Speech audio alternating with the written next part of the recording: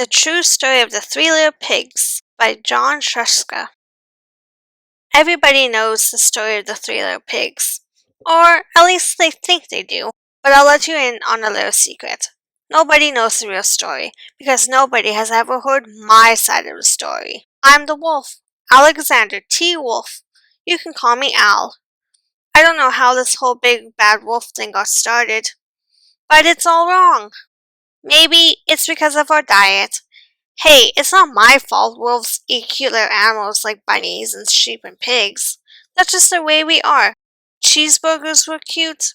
Folks would probably think you were big and bad too. But like I was saying, the whole big bad wolf thing is all wrong. The real story is about a sneeze and a cup of sugar.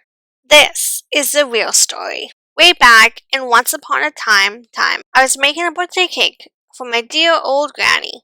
I had a terrible sneezing cold. I ran out of sugar, so I walked down the street to ask my neighbor for a cup of sugar.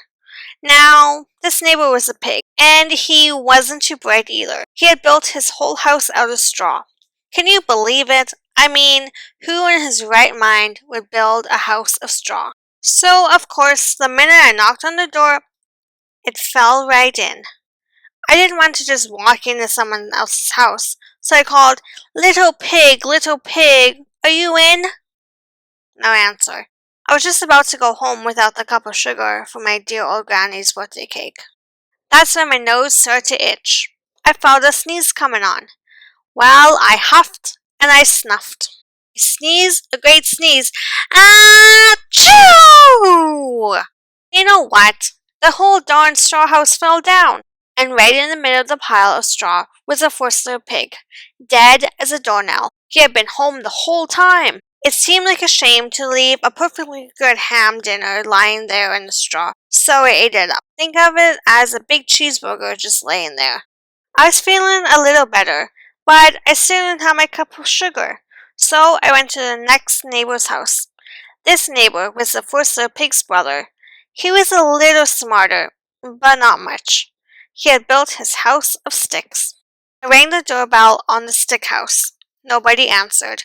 I called, Mr. Pig, are you in?" He yelled back, "Go away, wolf! You can't come in! I'm shaving the hairs on my chinny chin chin." I had just grabbed the doorknob when I felt another sneeze coming on. I huffed and I snuffed and I tried to cover my mouth, but I sneezed a great sneeze. Achoo! And you're not going to believe it, but this guy's house fell down just like his brother's.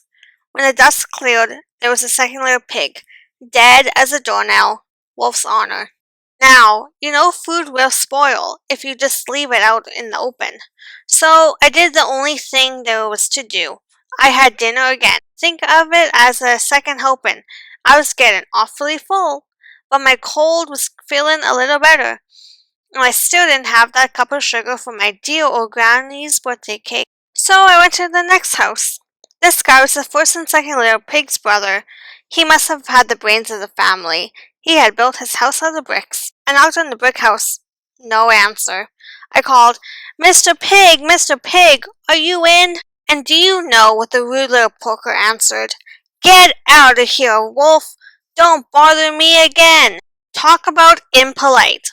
He probably would have had a whole sack full of sugar, and he wouldn't even give me a little cup for my dear sweet old granny's birthday cake. What a pig! I was just about to go home and maybe make a nice birthday card instead of a cake when I felt my cold coming on. I huffed and I snuffed and I sneezed once again. Achoo! Then the third little pig yelled, "And your old granny can sit on a pin."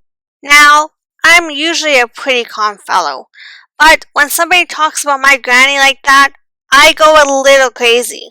When the cops drove up, of course, I was trying to break down this pig's door, and the whole time I was huffing and puffing and sneezing and making a real scene. The rest, as they say, is history. The news reporters found out about the two pigs I had for dinner. They figured a sick guy going to borrow a cup of sugar didn't sound very exciting. So they jazzed up the story with all of that huffing and puffing and blowing your house down, and they made me the big bad wolf. That's it. The real story. I was framed. But maybe you could loan me a cup of sugar.